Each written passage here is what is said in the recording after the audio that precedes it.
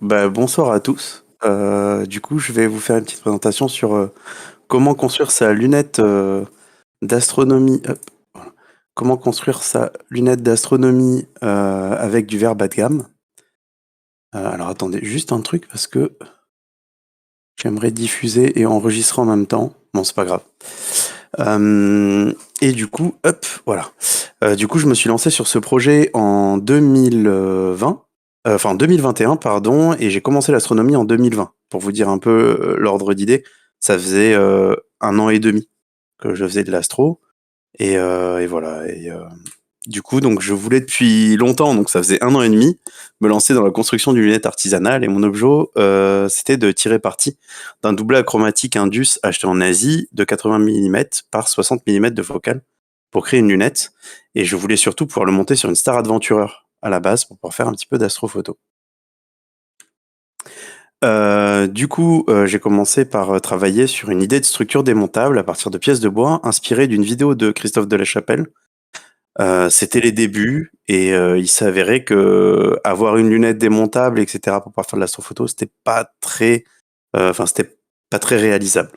Donc du coup, il y avait des cornières en alu, toujours cette approche stroke. Je voulais que ça se monte sur un maximum de monture avec une queue Vixen imprimée en 3D. On peut la voir en bas à droite. Et j'avais du coup cet objectif optimiste de faire de la photo. On peut voir le barillet avec la lentille et la structure en elle-même.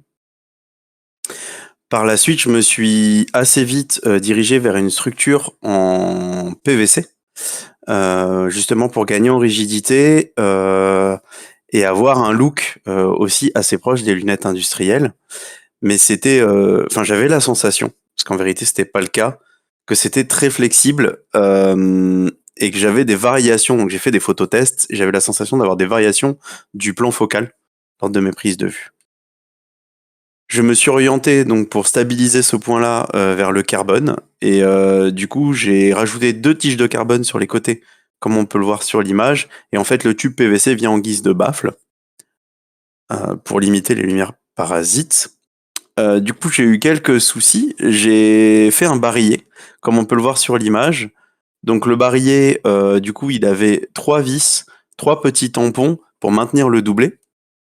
Et ce qui se passe, c'est que du coup, ça a effectué un petit peu de pression et voilà, mes étoiles étaient déformées.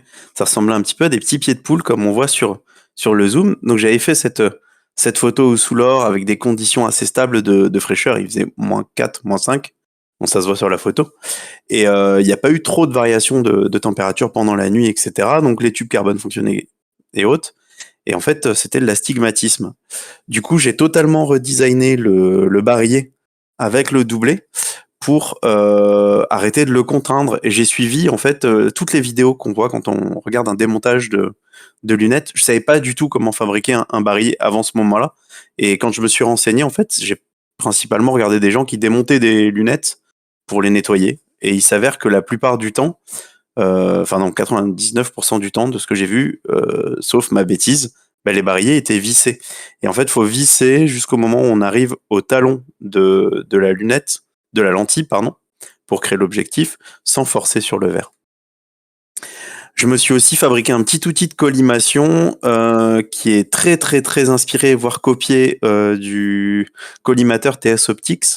On voit qu'il y a 4 points en fait sur la lentille, donc ici. Je sais pas si vous avez ma souris sur la vidéo, je sais pas si je l'ai activé, mais en tout cas voilà, sur la photo de droite, vous Je avez vois. merci. Sur la photo de droite, en fait, vous avez les 4 points. Il faut aligner les 4 points pour être collimaté. Donc bien sûr, l'objectif est monté sur trois vis à ressort. Là, on a effectué des tests. Du coup, vous reconnaissez les jolies mains de Champepierre. On lui a fait un petit ronchi parce que les étoiles sont enfin rondes, mais toujours pas ponctuelles. Donc on a fait un ronchi. On a aussi décidé du coup de diaphragmer à 70 mm, donc ça devient une 70 600. On voit bien que le bord en fait avait des soucis, et quand on diaph, on voit à droite que c'est beaucoup mieux. On remarque aussi autre chose, sans même avoir séparé les 3 couleurs, qui est assez rigolo. Oublions pas que c'est un doublé achromatique, du coup donc un doublé. Voilà, et sans diaph avec les couleurs éclatées, on voit un petit peu plus ce qui se passe. On voit qu'avec le diaph, c'est vachement plus propre quand même au niveau des bandes, et que le bleu d'ailleurs est vraiment pas si mal. Donc voilà, et là on voit bien le bleu en fait qui ressort aussi vachement et le décalage avec le vert quand on regarde ces trois couleurs. Du coup, je m'amuse à mettre un filtre jaune et des baffles. On voit donc à droite sur la photo avec les tubes carbone. Donc la photo, je l'ai réutilisée à deux moments.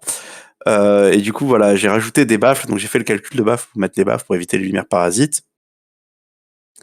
Donc là, on est sur une image sans filtre, donc sans le filtre jaune, et avec toutes les améliorations. Et là, on a une image avec le filtre et les améliorations. On peut voir quand même une très nette évolution avec des étoiles beaucoup plus ponctuelles, beaucoup moins pâteuses. Mon traitement n'est pas parfait, mais vous allez voir après, j'ai poussé un peu plus sur l'image pour essayer d'en tirer quelque chose. On a enfin quelques résultats, et du coup, je me suis dit, bah, je vais me fabriquer un filtre solaire. Donc là, c'est une photo prise à l'iPhone, posée sur l'oculaire, pour essayer d'en tirer quelque chose. Et ça m'a permis d'obtenir des petites taches solaires en photo, comme vous voyez là. Et c'est assez cool, parce que du coup, on peut en plus observer le soleil avec ces petites lunettes. C'est un retour en image, du coup, là, général de la lunette, tout ce que j'ai pu faire avec. Donc, du coup, on la voit à gauche au NCN. En bas, c'est la photo lunaire que j'ai prise, qui est en haut à droite. Vous pouvez la voir sur Astrobin. C'est un diaporama. Donc j'ai fait 6 images que j'ai mélangées. J'ai fait de l'astrodessin aussi avec, etc. Et aujourd'hui, j'en suis plutôt content. Et là, c'est l'image finale, en fait, de tout ce que j'ai fait, de tout ce temps de travail, où on arrive enfin à en tirer quelque chose. Cette image, elle a été réalisée, donc c'est 4 heures de prise de vue quand même. Du coup, je suis obligé de vachement filtrer les bleus.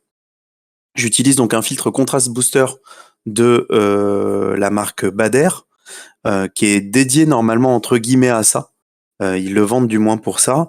Et c'est vrai qu'on arrive quand même à tirer des images. Je peux vous faire un petit peu le bilan financier de tout ça aussi, parce que c'est quand même intéressant. Les gens à chaque fois me posent cette question, je sais pas pourquoi. Je sais que là on est entre nous, Astram, et du coup, je pense que la question sera pas posée, mais je vous le dis.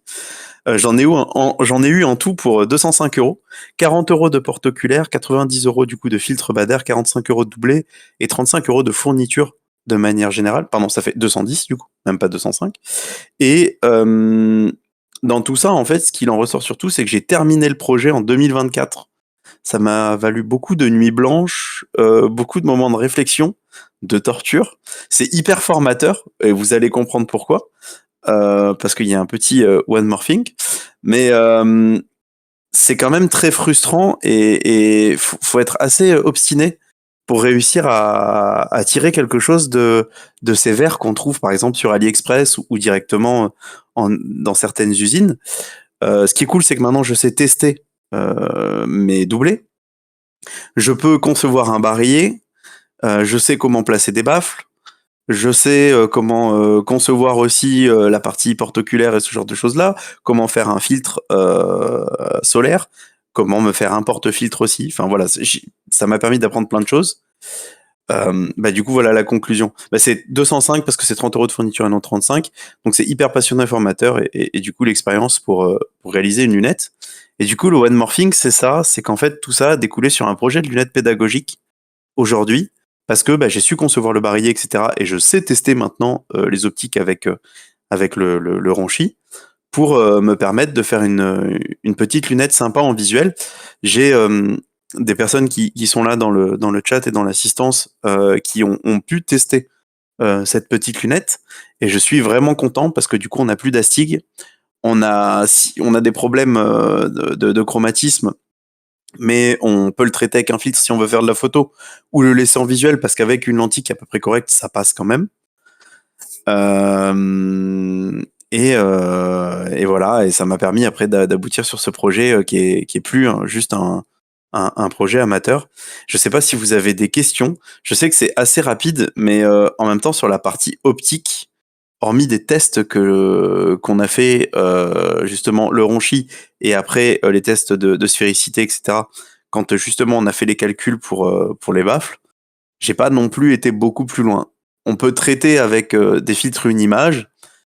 On peut avec un petit budget, c'est-à-dire qu'on pourrait acheter une 400, une 80-400 par exemple, y mettre un filtre type contrast booster, rajouter des baffles, et on pourrait faire de l'astrophotographie.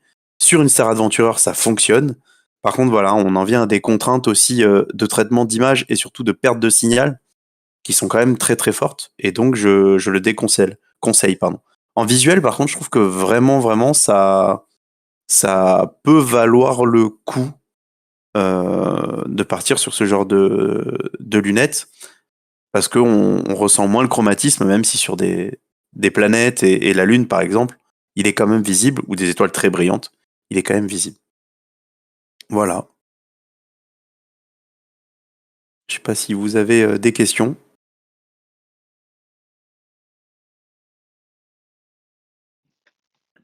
Alors, pas de questions directement, mais peut-être qu'il y en aura d'autres.